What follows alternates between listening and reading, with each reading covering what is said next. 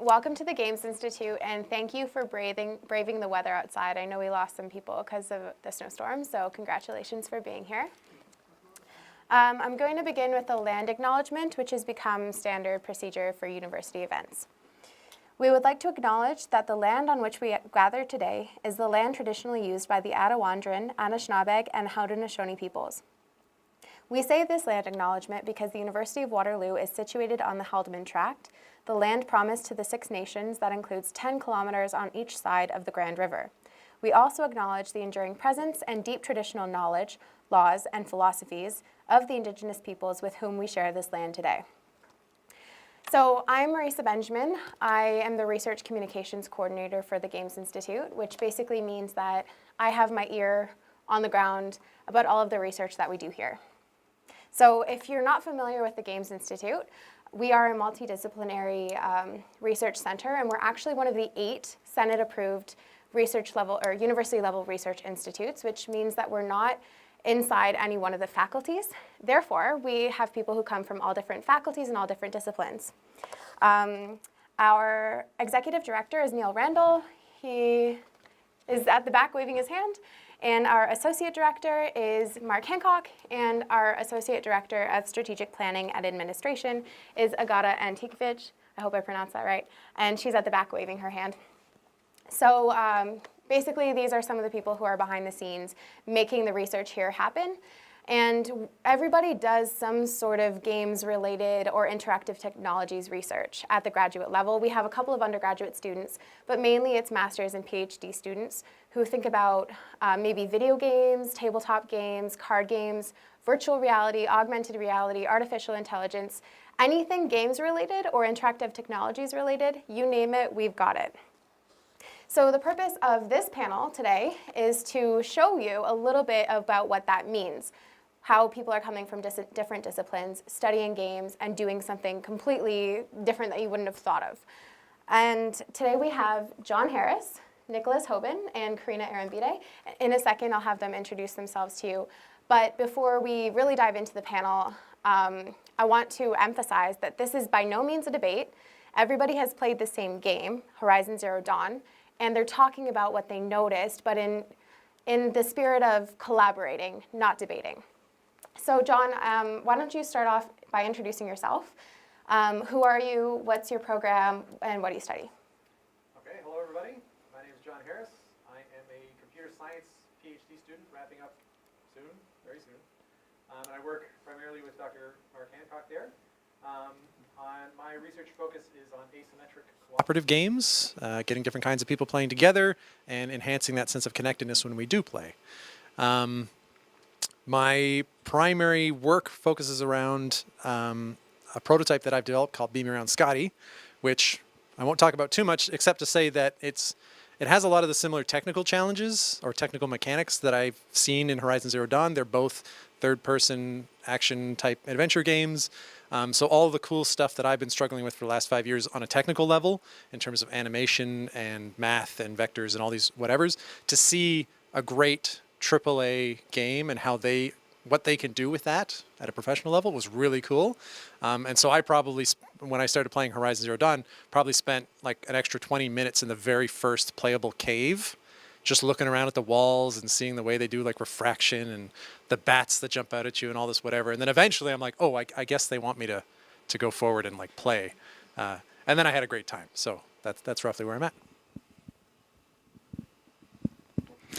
Hi, everybody. My name is Nicholas Hoban. I'm a PhD student in the English department here at Waterloo. I work with a first-person scholar, the GI's resident game studies publication. I study animals in video games, which is not really a thing I thought I would be able to get away with before I came to university. It should be no secret then why I'm so interested in Horizon with this big focus on these mechanical beast things. So yeah, of course, when I started playing it, that was immediately where my attention went to. Yeah, that's it for me. Hi, everybody. My name is Karina Arambide. I'm a systems design engineering PhD student. I'm in my second year, so I'm just starting. My interest is mostly in user research, so I look into how to improve players' experience, analyzing different aspects of games. For example, in Horizon Zero Dawn, we look into game mechanics and how the user interface mixed with game mechanics. So I'm really interested in to how everything works together. So and to improve players' experience, and I'm also interested in players' behavior. So my research also includes the use of biometrics, and I'm very interested and I'm very excited. Thank you. Oh, I don't need that. Okay, so now you kind of know who they are. So for the rest of the panel, we're going to start off with a 5-minute flash round. Basically, they have 5 minutes to talk about their general impressions on the game. And then I'm going to go into a few more specific questions for them. And around the end, around 3:30 or so, we're going to defer to the audience and open it up for your questions. So if you haven't played Horizon Zero Dawn, don't worry. We're going to make it more in the context of game studies overall, but also in the audience question period, you can pose any type of question that you want about game studies and what you hear today. And for those of you who haven't played Horizon Zero Dawn, or if you're not familiar with it, first of all, go play it. It's awesome. And I'm not going to give you all of the details. It'll emerge in conversation. But what you need to know is it's an open world game. You play as a female character, Aloy, and it's post-apocalyptic. So early on in the game, Aloy finds this augmented reality piece that allows her to interact with her world and see mechanical and technological elements that other characters can't. And through that, she unlocks missions and explores the world. And I would say it's a first-person shooter game because you're led to identify as Aloy through her. But it's not the traditional first-person shooter that you might be familiar with. Okay, so let's start with our 5-minute speed round. And Karina, since you have the mic, you begin. Well, I think that my overall impression of the game, I really like the mix of it's a post-apocalyptic environment, and everything is like Nicholas mentioned, there's a lot of mechanical beasts. So it's really interesting to see how the story evolves around how humans created this technology, and then something happened, and now they went back to this a tribe kind of environment.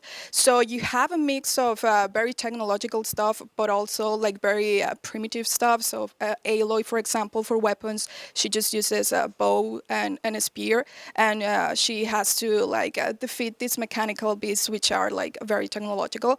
And also what I found really interesting is how the tribes work together and the type of societies that they have.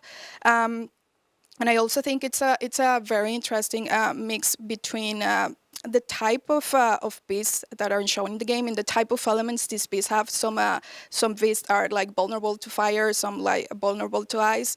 So Aloy has to have this kind of a strategy to defeat them. And the way that you can use weapons and the way you can craft different items for your game is also very interesting. And I also like the environment in the game. There's it's an open world map, and it's a very big map. So you get the chance to also explore. And basically when I play the game, I also invested a lot of time just exploring. And also the game gives you the option of if you just want to follow the story and explore, you can choose a different difficulty. But if you want to be more in combat, you have the ability to do that as well. Yep.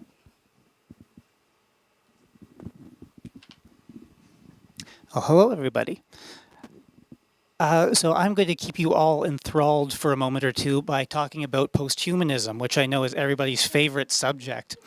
I feel to understand where I'm coming from about the game, I do kind of want to give a little bit of background as to what I'm studying, which is animal studies in particular.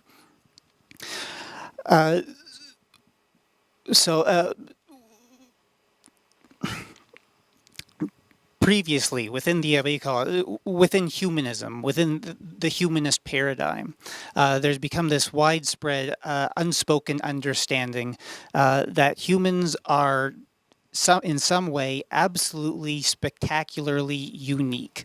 There's something individual about us that sets us apart from everything else.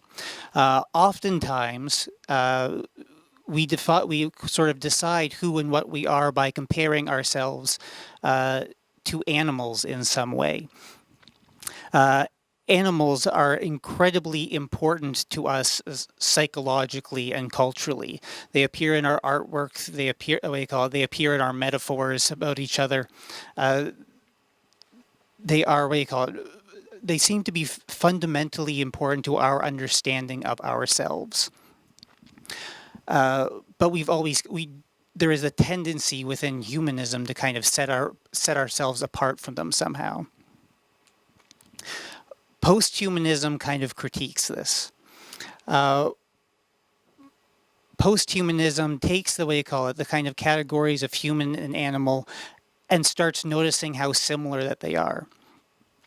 But it also does something else. Instead of creating just that couple binary between the two categories, it introduces a third category, which is technology.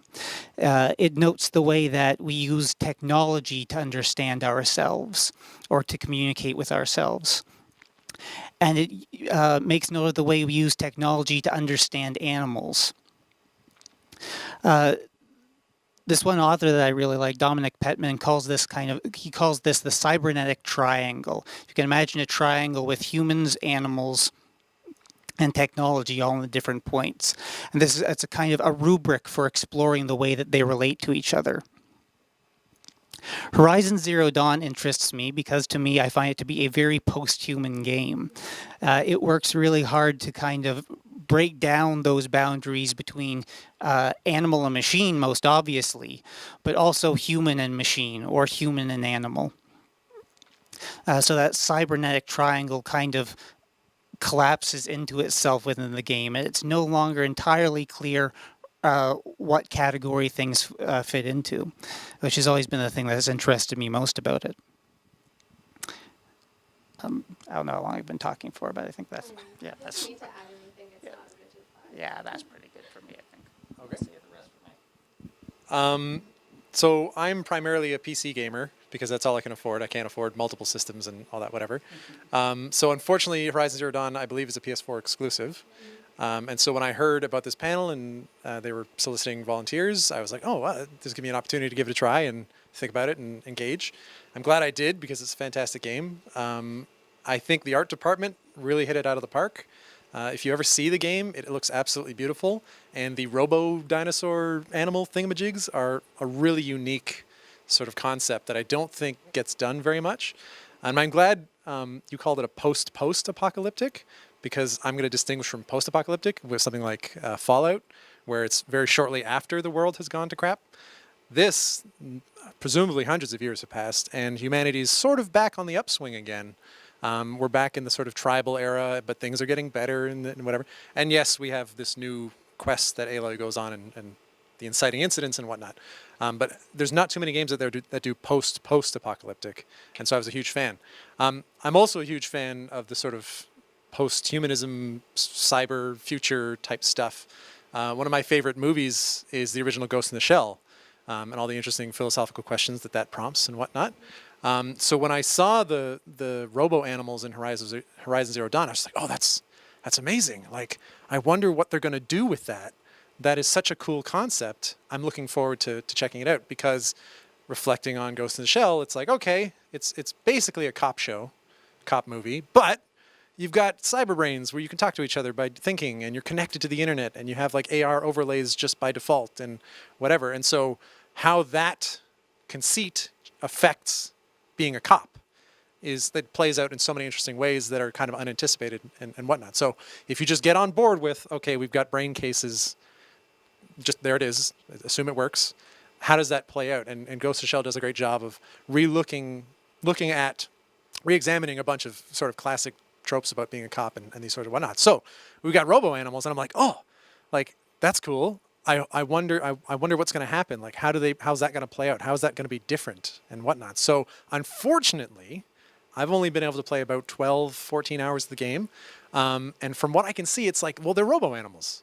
They're basically animals. Like, they bark at each other, they howl at each other, they get skittish, they run away, they eat, whatever. I'm really curious about the sort of overarching narrative of why there's robo animals and what happened to the world, and it's slowly being revealed and whatnot. But so far, unfortunately, I'm just like, why do they bark at each other?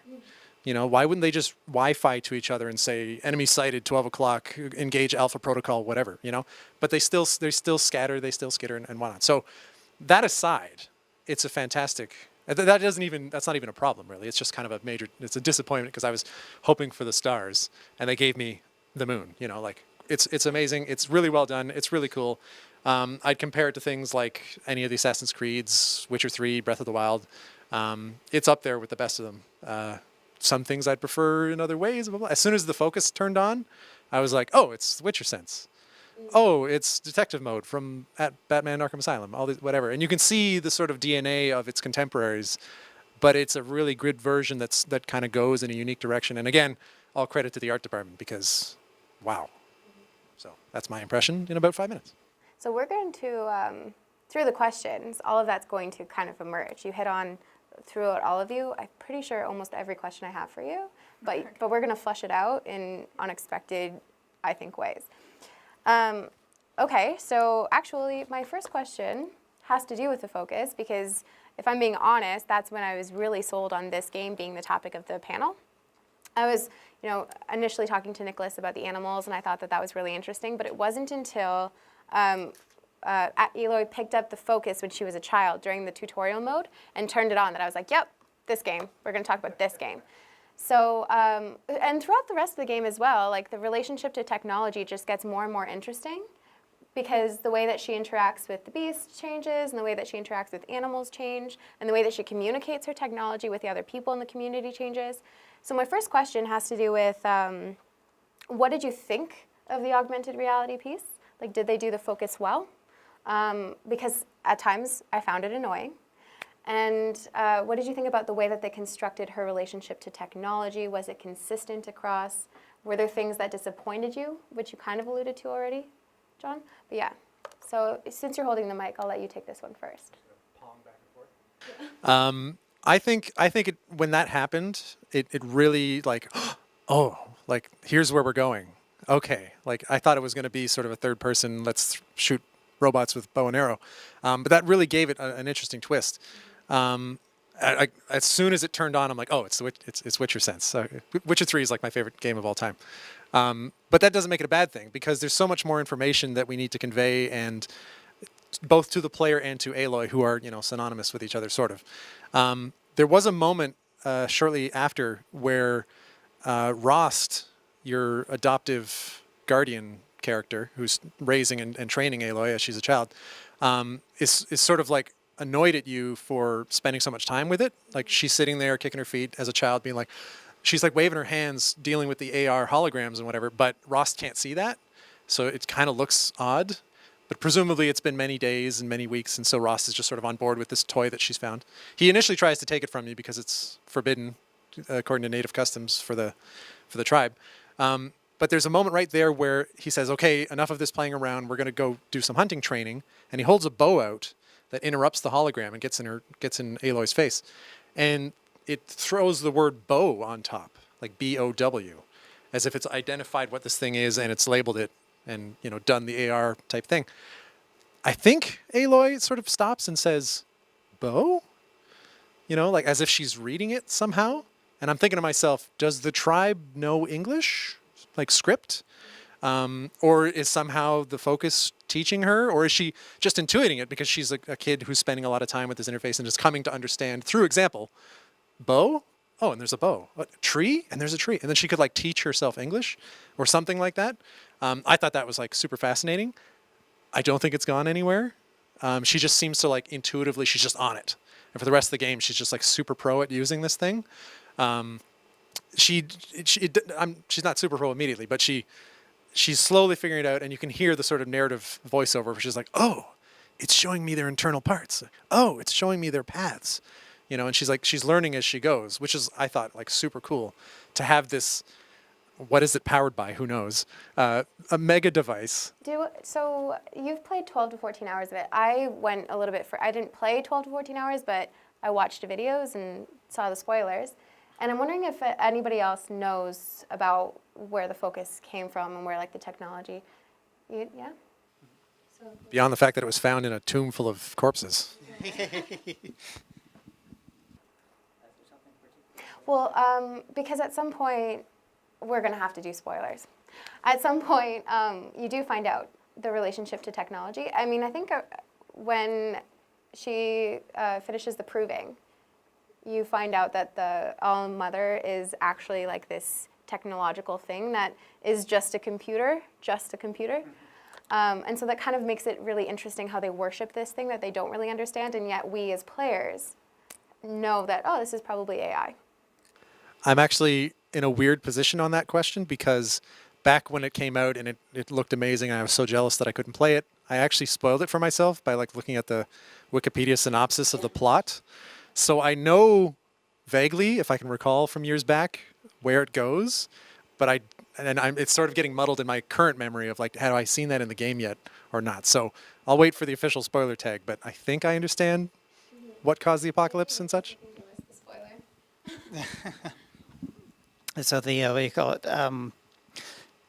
Okay, so the spoiler is that what do you call it? The focus is basically a cell phone. Is actually what it turns out to be. The old ones, as Aloy's tribe called them, what do you call it? Were us basically, except a lot more us and a little bit in our future, where we're a lot more technically, logically advanced and a lot more interconnected. I won't spoil it in too much detail, but everything went downhill. Apocalypse happened. People recovered from it. And yeah, so the focus when she picks it up, it is basically a cell phone. It's just a little device that allows her to interface with, what do you call it, all of these other strange technologies left behind by this ancient civilization. I was talking earlier about like the collapse of all these different boundaries, and I think the focus is in one, and the way that the game deals with it is one way that kind of starts poking holes in the human technology kind of thing. The focus, Aloy picks it up very early in the game, and it is, how do you call it, quintessential to the player's experience of playing as Aloy. Like you learn how to use the focus very shortly after learning how to move your character around and open doors. So it is a very essential ability before learning how to fight. When you pick it up, when she figures out how to use it, one of the first things that happens is that the way you call she suddenly, all these displays, virtual VR displays around these ancient broken computers around here become visible and just remain quietly visible to her the rest of the game. So it's quietly mediating how she interacts with the world through the entire gameplay. She's only without it for, a couple of minutes of gameplay, I think, from then on. And her reaction to being without it immediately is to panic. Yeah, she's very dependent on it. Yeah, there's. I don't know that they did as much with this as perhaps they could have, but the game in a number of ways touches upon a bunch of different anxieties people have about technology. Like it is, of course, technology going out of control that causes the apocalypse to begin with. And there's a very interesting little question about privacy that kind of is pointed at in the game, but I don't think they ever really deal with. In that it's the focus is a network device, and at a certain point in the game, Aloy realizes that people have been listening to her through this network. Are you talking about, so they're part of the Nora Braves, but then there's another tribe, the Karja, who use the many focuses to connect, and then she finds one and sees that they've been watching her and communicating that footage? Yeah, it's particularly a small sect of the Karja. Okay. Yeah, and I'm thinking there's a one character in particular also that I'm thinking of named Silence, who is kind of stands out amongst other characters in the game in that he does not treat does not treat machines and technology religiously. He reacts to it very dispassionately, and analytically.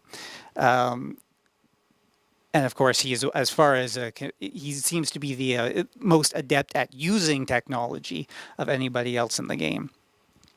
And at one,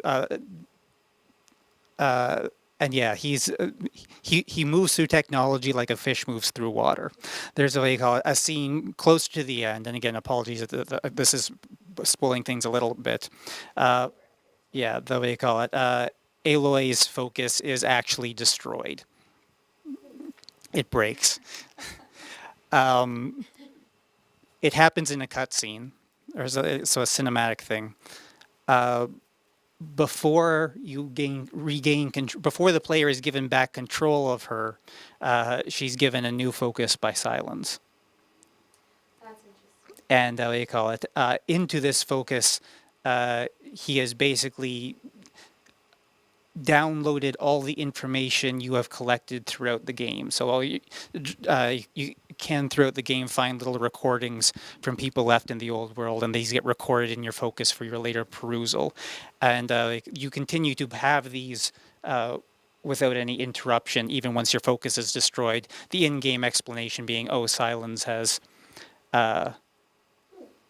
just copied them over. There's actually, it's delightfully creepy actually, because the first message that Aloy perceives, shortly, just a minute or so after she, what do you call it, discovers the focus, she finds this this recording that somebody has left for his son. It's just like, happy birthday, Isaac. Daddy really loves his little man. And then, what do you call it? And then later on, Silence picks up, he holds out this focus, he says, I made sure you have everything. Happy birthday, Isaac. And he hands it, and it's just like, he's read everything that I have. It's just like, ugh. Okay, so let's throw it to Karina now. And I mean, answer how you want, but if you could also talk about the way that you look at the screen, because I know some of your research considers the way that players interact with the screen overlay, and if that information is being used by the player, is it disruptive, that type of thing? Well, if we're talking about how the player is using the focus, basically when we do have all these mechanical animals and dinosaurs, but we also, when you were talking about the story, and the focus also allows Aloy to find like certain clues, like logs in the game that explains what happened, what went down, that all the technology is now like kind of corrupted. So this is interesting as well, because this allows the player to understand the narrative of the game using the focus. And how the user actually uses this kind of device, or how Aloy uses this kind of device. When we're talking about the animals, Aloy uses the focus to understand what type of animal they are, and any weaknesses the animals have. So the focus allows Aloy to detect certain weaknesses in the animal. So when she tries to combat this animal, she uses the right weapon in the right spot, and she easily defeats this. So I think it for the player is vital to understand how the focus work, and I think it's a great tool, because it gives you the information that you need to make a decision about how you're gonna approach the problem that you have. How are you gonna defeat this beast, or if you want to be more strategic, or you want to be more have a more stealthy approach, you can have this information through the focus. So I think the way it was designed is very interesting. Sometimes when you're tracking an animal and you're using the focus, it's a little bit difficult, because the animal or the beast is moving, and the focus is gonna follow the animal, so sometimes you can't see the information. So I think in these cases it's difficult to use it, but overall I think it's a great tool for the player. Okay, so you have something to add? Mm-hmm. So like user interface design and user experience is definitely in my research wheelhouse as well. And as soon as the focus turned on for the first time, it has this sort of geometric sphere thing that is just always present and sort of fades out when you're looking at something that's beyond it. It's about a radius of like 2 meters away from you. As soon as it turned on, suddenly I'm like, whoa, there's crap all over the screen. Like, whoa. And my mind started going like, oh, how usable is this from an actual perspective? This is something I considered because I didn't always like that you had to turn it on because you can't move as fast and you can't shoot things as fast when you have it on. But then there's points where you need it because it shows you what route the animal is going to take and you need to see that. Or it shows you if you're tracking somebody where they went. And I didn't really like it all the time. Well, that's funny because there's a patrol thing that some of the enemies do that you can turn the focus on and mark it, and then it'll actually show you the path that they're going to walk as this series of jumping arrows. And I was like, oh, that's really cool, until I got up on the path. And the arrows are of the same size, like they're of a physical size. So like every arrow is 2 feet in the real world space. So when you're far away, it seems small, but when you get up close, it's a 2-foot arrow, and it's jumping right in front of you, and it's like a hologram. And it's in your face, and you can't see through it. And so you're like trying to sneak, and there's this giant Robo Jaguar going by, and he's like, I can't see anything because this thing's in my face, right? And so like I was like, oh, this is terrible. Like these should get smaller, or they should get more transparent as you come nearby, or something. And as you mentioned, you can also like sort of target an enemy and investigate its weaknesses, but you have to keep the cursor on it. And it's jumping around, and you're moving around, and it's just like it's a really small dead zone that it immediately keeps falling off. And there's this sort of like scanning delay where once you get it on the dead zone, it goes beep, beep, beep, beep, beep, beep, whoop, and then the info turns on. So you have to keep doing this like beep, beep, beep, beep, beep, like 1 second delay every time. And I'm like, oh, like, this is supposed to be future technology. We can do better in 1999, like, or whatever. So it was really interesting when I turned on my like actual user interface design brain. Yep. But then I also turned on my sort of like game design interface brain. And one of the things, as soon as you get it, one of the first things you notice is there's a locked door, and there's this mechanism through a wall that you're supposed to activate in order to deal with the door. And that's like the only thing that's highlighted, you know? So from a game design perspective, you don't want to lose all the players in this new place you've never been with this new interface you've never seen. I'm only going to show you the one thing you need. But I would have expected, if this was a real thing, it's trying to, like, how does it know what I care about? It would be showing me emails. It'd be showing me the calcium deposits and then the breakdown of the minerals and how much water and the O2 levels and like who knows what. How did it know to show me just the lock? Yeah, I found it was a really interesting move that the game designers or creators, they didn't make it an option so much as a sort of a requirement. If you wanted to succeed, you had to know these skills and you had to use the interface. And so they're almost making the player dependent on the focus the same way that you see Aloy getting dependent on the focus. So let's keep up the theme of user interface design, but I want to think about it in the context of the narrative and story development. Because one thing I noticed was you get some freedom in how you do the missions, but then at the end of the day, there are main missions that you have to go to. So for the proving, for example, I didn't want to go to it right away, so I did the Brahm quest first, which I found out later you could do after the proving. So that's just one example. Like you have some freedom, but then you ultimately have to do the proving, and the time won't advance until you do. It's all in that same day until you do the proving. But the other thing that I wanted to pose to you guys is, so Rost dies in the proving, but he dies in a cutscene. So you don't actually get the opportunity to save him.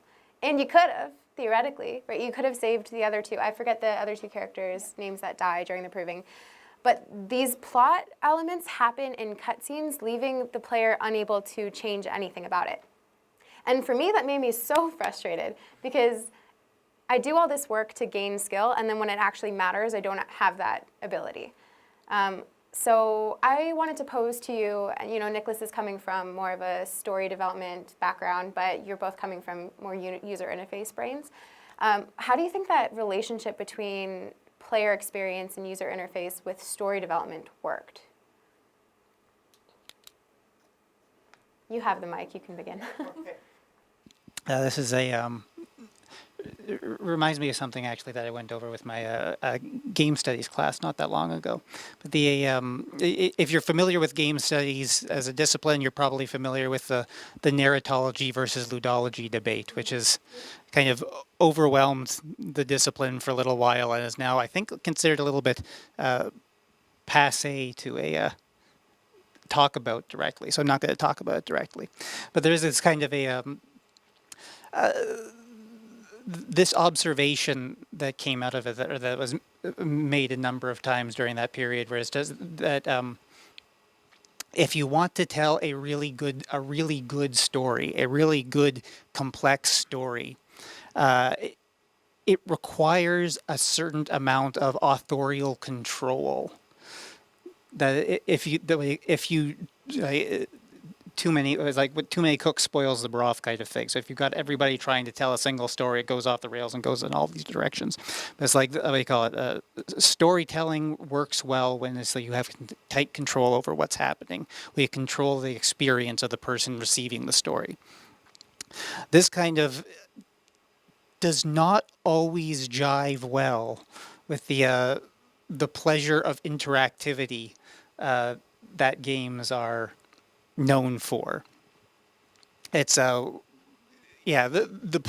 pleasure of games is that we can control what's happening on the screen. We can control what's happening to our characters and our avatars. So the kind of the structure you described there, I think, kind of it's kind of an interesting way of trying to balance those two pressures: the need for the player to control things, or the desire for the player to control things, and the desire for the storyteller to control things. I've seen this pointed out in other games too that have been known for, have been cited as good examples of world building.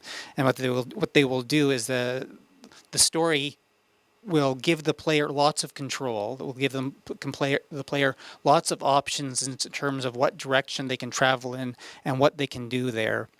But then it will also lead them through, I guess we'll say, narrative choke points. There's like where they have to pass through this point in order to continue the story. And I suppose that's definitely true in this case with the proving, because if I had it my way, I wouldn't have gone. Yeah. But yeah. And you'll notice, you can see something similar with other open world games like Red Dead Redemption 2, let's say, what you call a popular one that's out right now. Dark Souls is a much older one now, but it's I see some of you recognize it, but it's the same kind of experience. It's the same kind of experience. Dark Souls was I think was acclaimed for its world building, and it did exactly that. It gives the player the option to go into 3 or 4 different areas right off the bat. But at some point, they're all going to lead you back to this one place, and you must go through this place in order to get to the next collection of areas, at which point the choices open up to you again. Does anybody else want to jump in on this? I'll just basically agree with everything that was just said. That's eternally the challenge, and for me, who also makes my own games, it's daunting to look at the amount of content that goes into these sorts of things. And we got lots of voice acting, we got lots of characters, we got lots of locations, we got lots of cutscenes, we got lots of motion capture, and it's great. It's like watching a movie. It's why I love AAA games. The problem is, as you're describing, like, okay, I don't want to go to the proving, I don't want Ross to die. If I could somehow affect that to happen in the game, what happens to everything else that was already created based on Ross dying? There's immediate follow-on conversations with the matriarchs about Ross was, he was doing the thing, he wanted this, whatever. So that you'd never see that, and all the work that went into that would never pay off, right? Meanwhile, you've just duplicated, you've branched your story, you've got all this other stuff that happens now based on Ross being alive for a bit. The only game experience I've ever seen that comes close to that is Dungeons and Dragons, because it's being driven by a human. And the fidelity of the game is so low that if you can speak to each other, you can weave your own story. And all you got to do is occasionally stop and roll some dice, leave it up to fate to cause something to happen. But otherwise, absolutely. If you've never played it, I highly encourage you to find a group, give it a try. It's not the anti-Reagan thing than it was in the 80s. Like, there's no Satanism involved. Yeah, no, I've only had limited opportunity, but I'm a huge fan, and so that's entirely in contrast to my love of AAA, bombastic, cinematic, amazing experiences. You've got this just a bunch of folks having some drinks and telling stories and just going riffing. You know, you can absolutely riff, but so far I've only ever seen it in Dungeons and Dragons. So I'm going to actually add on to the question before you respond to it, because I also want to work in some of the crafting and combat mechanics, because that's another thing that they give you as an opportunity potential, but it's like a disguised potential because you end up having to do it anyway. You can't proceed in the game or progress in the game if you're not crafting and if you're not harvesting parts from the kills that you make. So it's an interesting point to make, because on the one hand, they're saying that it's this opportunity for you to gain this skill, but then you have to do it anyway, so you're still on the rails in that respect. So how does that shape the player experience? Well, I was just gonna add on the previous question. We would talk about the AAA games and how they have like this already like this set story and that you have to follow. I mean, you said like you wanted to save Ross and you didn't have like the opportunity to do that. But I think that also because the game is telling a story, it's not gonna let you do that because that's gonna give like a reason or a motive for Aloy to do all this stuff. You know, because if she says if she had the opportunity to save Ross, then maybe she didn't find anything about what happened to the world. So I think it's like a motivation for Aloy and also motivation for the player to, okay, so this character that it was super important in my life died, so now I have to like continue to find out what happened because I just want to like know why this character died. And also, it's interesting that you mentioned how Red Dead Redemption, the new Red Dead Redemption, because I've been playing that game, and that game, well, you have the opportunity to be like the good guy or the bad guy, and depending on the choices that you make, it kinds of like shape the game in terms of the missions that you have to complete, or in terms of the things that you can do. So it's interesting that. That the games are kind of like allowing the player to have more control over what's going on. But ultimately, you have to complete the story. Ultimately, you have to these main missions that you have to complete, and there's like you're just following a narrative that is already established by the game. Your second question was in relation to crafting. Mm-hmm. And which is something that you mentioned in your flash. Yeah. Well, the games lets you upgrade your character with different abilities, and you have to learn how to craft. And I think the game does a very good job of showing you how to use the user interface to learn how to use all the parts that you're harvesting from the animals, from the beasts, and use them to upgrade your bow, or upgrade your spear, or upgrade your outfits. And but this is something that the player needs to learn from the beginning. Honestly, I didn't understand very well first how to use all these parts, and I was feeling just like, I just keep collecting things, but I don't know how to use them. Like I don't know how to apply this, and I think that was like something that I didn't like about the game, because it doesn't like explain you very well how to use all this to upgrade your weapons.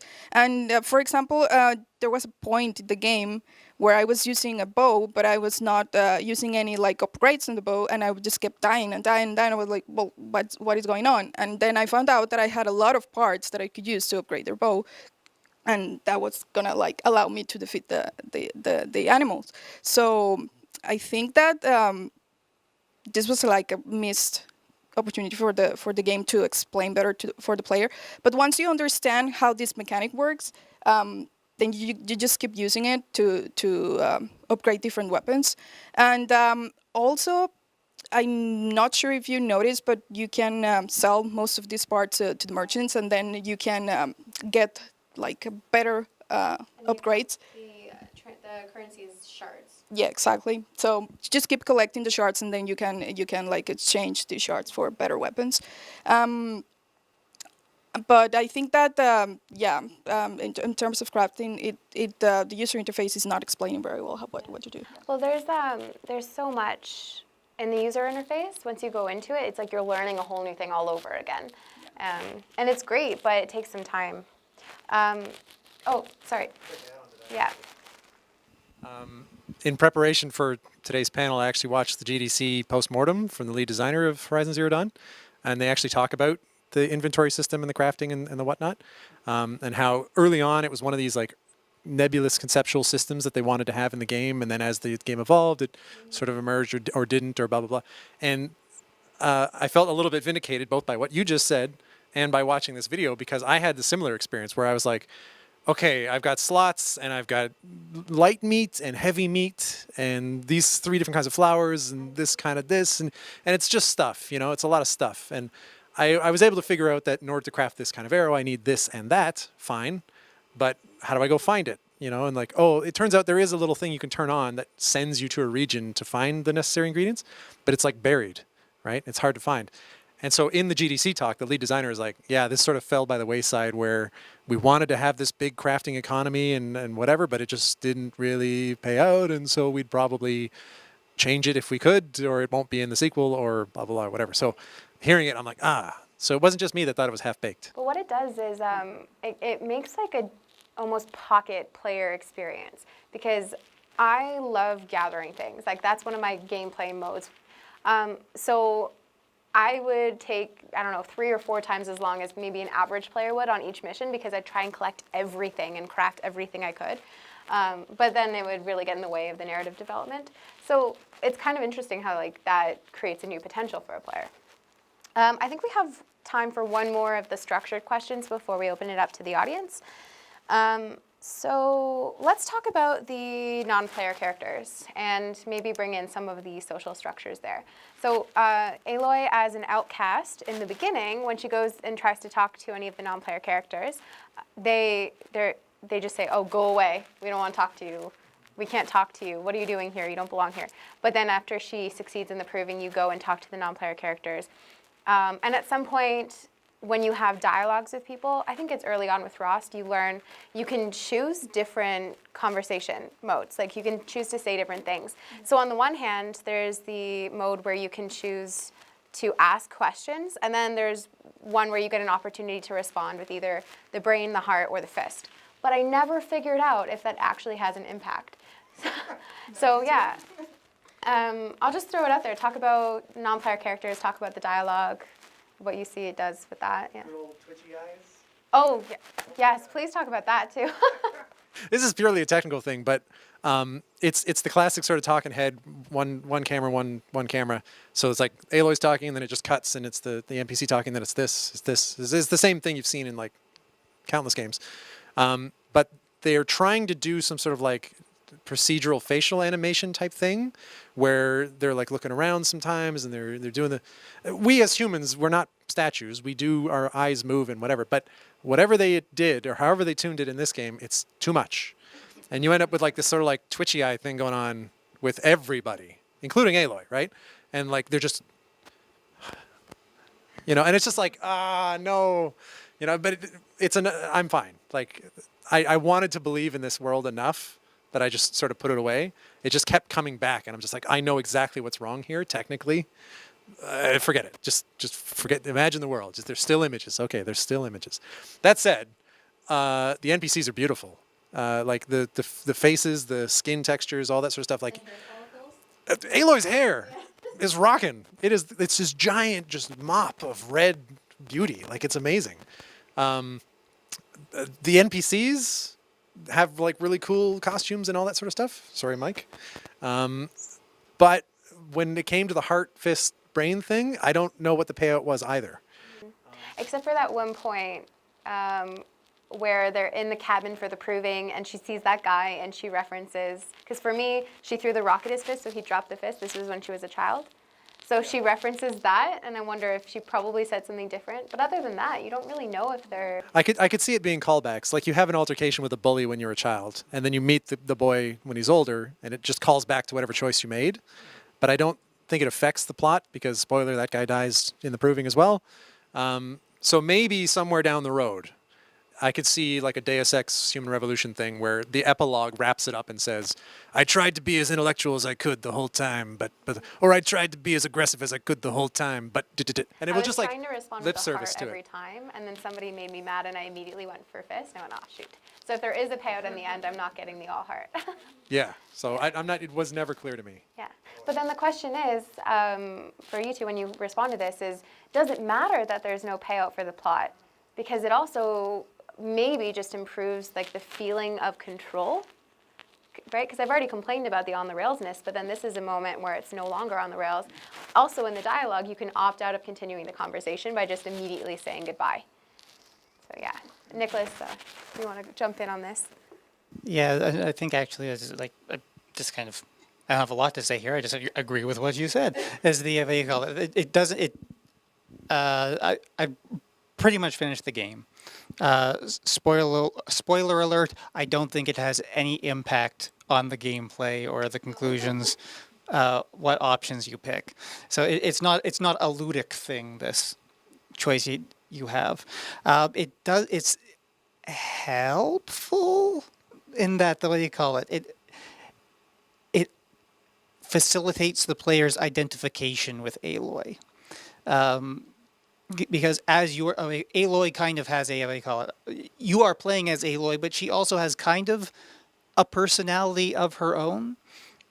And so as you're playing, you're also forming interpretations of what she's doing and why she's doing it. So you can see how she reacts. You might not be able to see how she feels about things and why she's reacting in that way. But in this way, with that three-part choice of the fist, the brain, or the heart, it allows you to kind of narratively decide what you imagine is important to Aloy. And so it allows you to kind of create, again, to project these motivations onto her. And So you go with heart, brain, or hand, or fist? I varied an awful lot. I tended not to do fist. The way I at first, what do you call it? I always went with the brain option because I'm a fan of like trickster characters in stories, and so I kind of liked imagining Aloy was that kind of person. And then, though, there was this one dialogue very early on, before the proving, where you select the brain option with regards. Somebody asks her, her new friend asks her, "Well, what do you think of the lodgings?" Because she's been an outcast in the wilderness all this time, and she makes and the brain option is some kind of Vulcan-esque comment about how it's too comfortable and comfort is a distraction. It's just like, so. Actually, quick add there. I hadn't really thought about it because I just sort of viewed it as a tacked on Paragon Renegade sort of thing. Like, this is what AAA games do now. But the idea that it's allowing you to project what you want her to be, even though it doesn't have an impact, I think is actually great, because I can think back to experience I had playing like Witcher 3 with my wife, who's a big Zelda Witcher fan, where you'd have a dialogue choice, but they were just the words, and there's ambiguity there. And a lot of times you'd pick the thing and you'd think like, oh yeah, this is how I want my character to play it out. But then like the actual interpretation of those words is like the reverse. And my wife would just be like, no, I'm not an asshole like that. Like, oh, sorry, I don't know if I can swear. Sorry. Yeah. And it ruined it for her. It just snapped her out of it. And she was like, oh, it's terrible. But if at least you had the annotation of, this is going to be an intellectual response, this is going to be an aggressive response, this is going to be a heartfelt response, then it's like at least a hint for the non-critical role play. You know what? Maybe it does contribute to the narrative. It just contributes to the player's perspective of the narrative. Yeah, can I also say I appreciate the nuance that's available in the choices, because with a number of games that invoke a morality system, it is kind of like Red Dead Redemption, which we keep bringing up because it's so similar. Is the what do you call it? It's the particularly with the first one, it's a choice either between what do you call it, being kind to everybody you meet or kicking puppies. So there's a very extreme, you're either good and Paragon and yay, everybody's happy to beat you, or you're evil and everybody's trying to kill you. Whereas this one's it's a little bit a different approach. Aloy's always a good guy, but is she a good guy because deep down she cares about every individual she meets, or is she a good guy because that's the most pragmatic way of accomplishing her goals? That's just like, yes, the choices are all about motivation as opposed to outcome. Okay. Oh yeah, just adding to that. Yeah, I think it's more about the player personality. Like, I want to feel like, okay, I'm compassionate, so I'm gonna choose the options that have the heart. No, I'm more aggressive, so I'm gonna choose the option that has the face. So I think it's a way for the player to identify with the character. But yeah, at the end, it doesn't have an impact over the story. It is not gonna change anything, and they're not gonna have any like different consequences depending on what you choose. Now that we talk about also Red Dead Redemption, it does have a slider where it goes from red to white, depending. Red is like you're super bad, and white is like, oh, you're good. But there's not like you don't know exactly where you're starting to turn into a bad person, like, because it's just a slider. But like you said, it's just give you the two options. I'm either gonna be super bad or I'm gonna be super good. But I do like the way the way that you can complete different missions depending of your personality. But I also want to like mention like the new Assassin's Creed Odyssey. It also gives you the option, and it's also using different icons. I don't remember exactly. I think it's also like fist or a heart, something similar. But I do feel like there it's kind of like shaping how your character is gonna be at the end, because it gives you like more freedom to say like, well, I'm gonna choose this, and then it's gonna impact the story this way. So I do feel like maybe now games are like trying to find ways to give that control to like sense of control to the players of what's going on in the story. But yeah, and I in Horizon Zero Dawn I also I never used the fist, but yeah, at the end it didn't make it the only thing that changes is the way NPCs respond to you, like the dialogue they're gonna have. But overall, it's not gonna affect anything else. Yep. Okay, so now is the time when we can open it up to audience questions. And the way that we're going to do it is you'll say something, and then I'll try my best to repeat it back so that everybody can hear it in the mic. Who would like to start off? So the question was, does putting the UI into the game as a plot point itself help with the experience, or does it displace you inside the game? Something along those lines. I really appreciate when they take the effort to try, because in my experiences, it works really well. It draws me in. So the two examples I'd give is Horizon Zero Dawn, and then the classic is Dead Space. A lot of people complain about GPS systems in these big open world games where it's like, I need to go somewhere, and suddenly it's just like a giant arrow in the sky, or it's you can see through things, and there's like a marker there that just is always there. In Dead Space, at least, the navigation system is your character would just sort of like do this little thing with his hand, and then a hologram would draw a path on the ground. And you had no idea how far away the thing was or where you'd have to go about. You just knew it's that door, then turn left. You know, and then you do that, and then you do it again if you needed to, and then off you go. That game's a little bit more linear, so you didn't have to do it very often, but it was very much in the world. And even things like your health and your ammo are on the back of your suit. So you can literally see this like thermometer going up and down with your health. It's not stuck to the screen or whatever. So for a game like that, which is horror and it's all about spookiness and immersive, whatever, like that was fantastic. This is sort of halfway between, I think, Horizon Zero Dawn, where it's totally artificial. It's a hologram. It's high technology in a tribal sort of society. So the fact that it floats out in space and is sort of 3D, yeah, like it makes sense, but it didn't make it or break it for me. I thought it was really cool and well done, but I'm also okay with things with things being stuck on the screen. Now that said, final note: as soon as I started playing Breath of the Wild, there is like a pro mode for the UI where you can like turn it all off and have just the one thing you need that's like critical, and there's no other way to contribute it or to convey it. But I really enjoyed it because like we started playing and it's like, oh, there's a little weather icon that tells you what the weather is. And I liken this to my brother's Lethbridge weather rock. You just look at the rock and it's like, is the rock wet? Oh, it must be raining. Is the rock covered in snow? It must be snowing. And so with Breath of the Wild, it's like you just look up you just look around. I was like, oh yeah, it's raining or not. And so like that little HUD icon was sort of moot. And even the health and all the blah, blah, all that whatever, you could just turn it off. And I really enjoyed that. So I lean towards, what's the word? Diegetic UIs? Yep. Diegetic, where it's like it's part of the story, it's within the world, it's narratively consistent, versus non-diegetic, where it's for the player's benefit and the actual protagonist has no idea. So I lean towards diegetic. I think that I'm pretty sure Horizon Zero Dawn gives you the option to actually change your HUD and activate or deactivate stuff. I really liked, I do like minimaps, but Horizon Zero Dawn just use the compass, and I think it's better when you just have like the compass and you know where to go. But yeah, I do feel like, for example, you said like you just like to like deactivate all the elements that are on screen.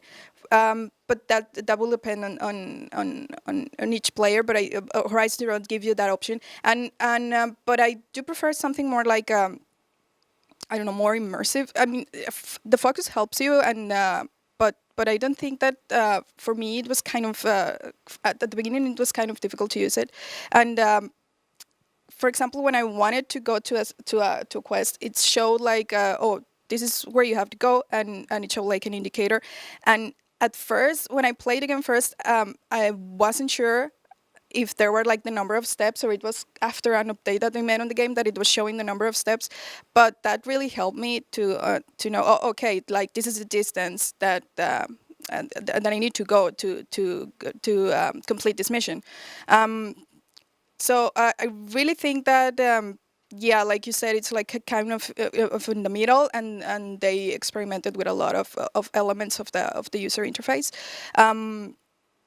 But one of the things that I struggled more with was when you were changing with the D-pad the item that you wanted to show. It was very difficult for me. It was very confusing, and I didn't like that, but.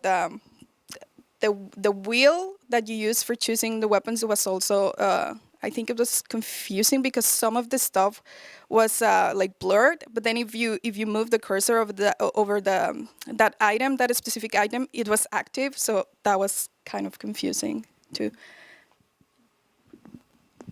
So I think this is kind of it's another one of these pressures that game designers, I guess, need to balance. Where it's like on one hand, there's this.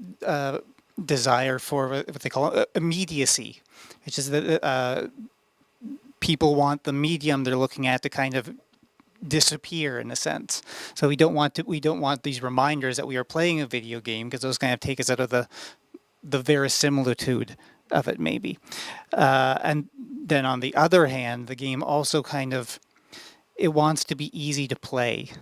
And so all of these kind of visual cues that we get, they're ways of almost kind of externalizing our memory into the video game. So it's like the video game is performing tasks of keeping track of, it's performing actions like keeping track of important locations for us.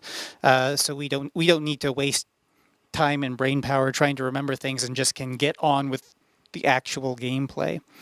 And so and yeah, there are these two different approaches to it, where on one hand you can do away with the heads-up display entirely, which on one hand is more realistic, quote unquote, but on the other hand requires you to do more work of navigation and memory and all of that kind of stuff. Or you can ignore the heads-up display, or as Horizon tries to, you can just kind of explain it away. Yeah, and I'm not sure that I would call it, Horizon's approach experimental. It actually struck me as being very familiar. Horizon Zero Dawn is actually very, very similar to a couple of other games out there. One of them is called Enslaved. And it's a very similar premise, where it's just like the protagonist is given a VR interface. In this case, it's a slave collar, which is attached to his head. And then the heads up display kind of literally fuzzes onto the screen when it's switched on. And so the Horizon it's not the first to try that particular experiment, where it's the heads up display is kind of integrated into the narrative in some way. Question was about how you felt killing things that were robotic or technological, and how that maybe like made it further removed from killing? No, just how you feel. Like How do you feel? Or less strong about like killing Oh, do you feel a non-animate or an, I guess, Animate or object? a live Yeah. object or Yeah, how do you feel killing animate versus inanimate objects in the game? Because you have the opportunity to kill both, because you can kill wild turkeys and foxes and. It's very interesting because of course, I didn't have any particular problem destroying the robots of the game, so yeah. I've played Far Cry. I didn't have any particular problem killing all the animals in Far Cry either, though. So it's this.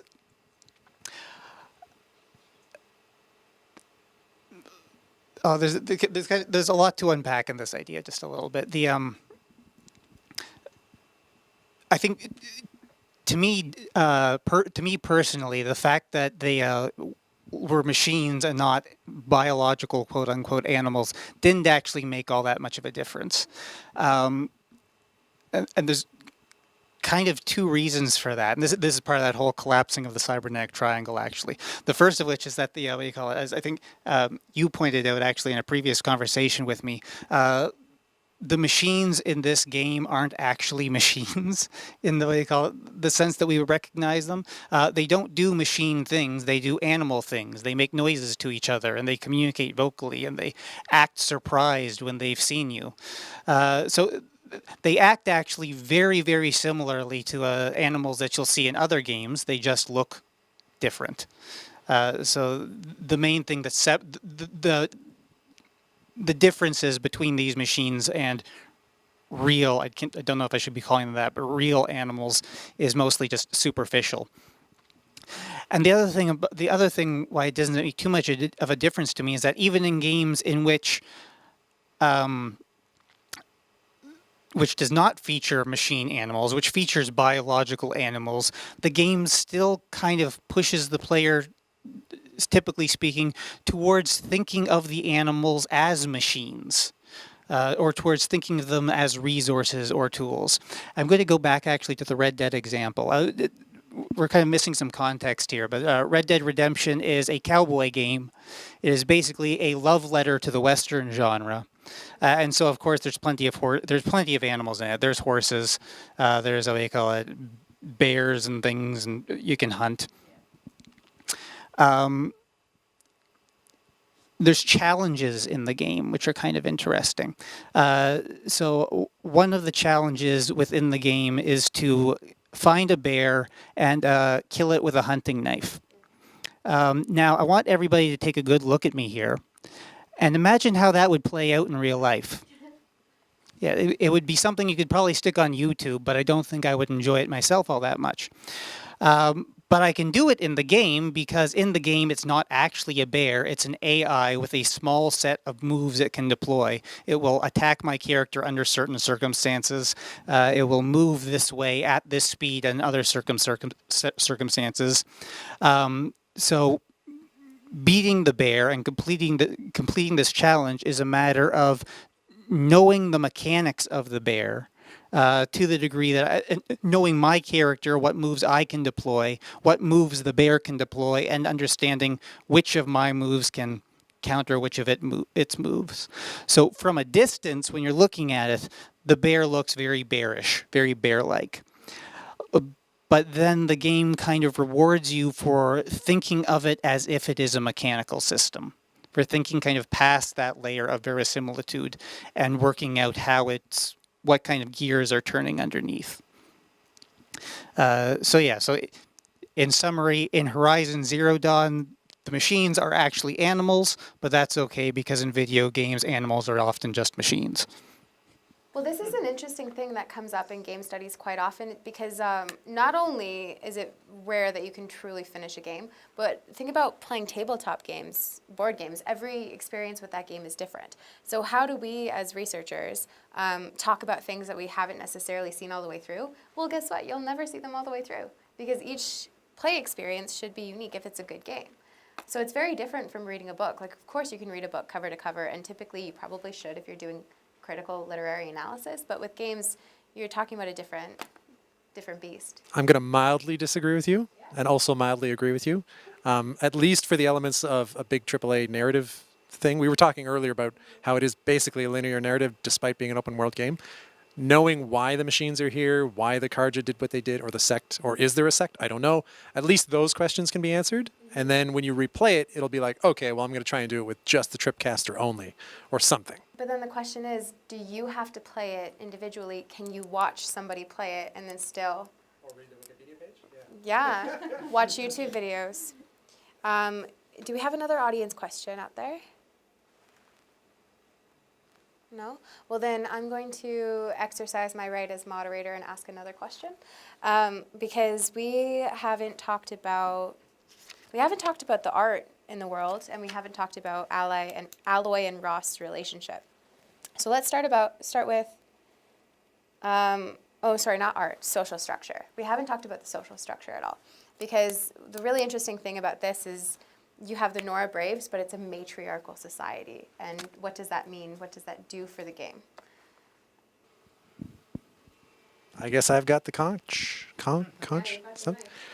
We talked about this briefly in the sort of prepping for the panel, and I'm going to be very cautious because this isn't my area of focus or thought or anything like that. I found it kind of interesting. It's not typical. You often get the sort of like curmudgeonly old man who calls the shots or whatever. I wouldn't say it's singularly unique. Having like Horizon Zero Dawn is not the only one to do this.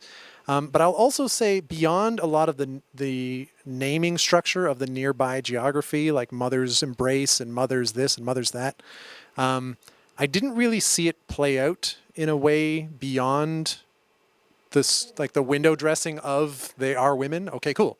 Functionally, they're the leaders of the tribe. Great. Does it matter that they're women? I don't know.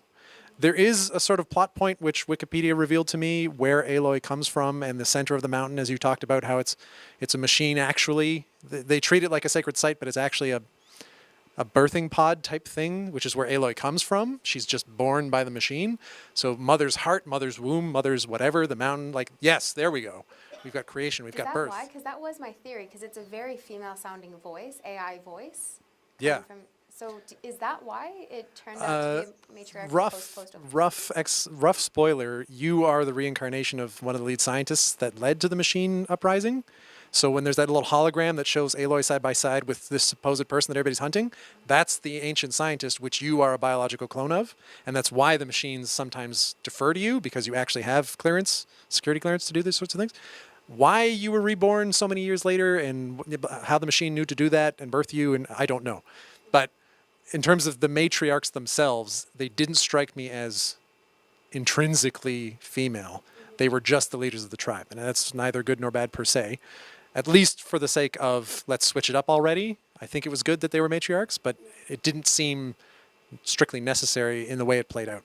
There was one really gratifying moment where after Aloy, after she succeeds in the proving and she gets promoted to a seeker, she's at the wall trying to negotiate with the guy who keeps the gate closed to convince him to open it, and he's like, no, you're not allowed out. And she goes, well, Tirsa promoted me to seeker, and because she has the matriarch, this man who was guarding the gate, trying to keep her blocked, had to kind of comply.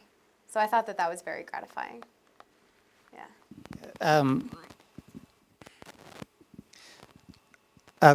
This isn't something that I've read up on in a lot of detail, and so I don't know how critically I can get into it. But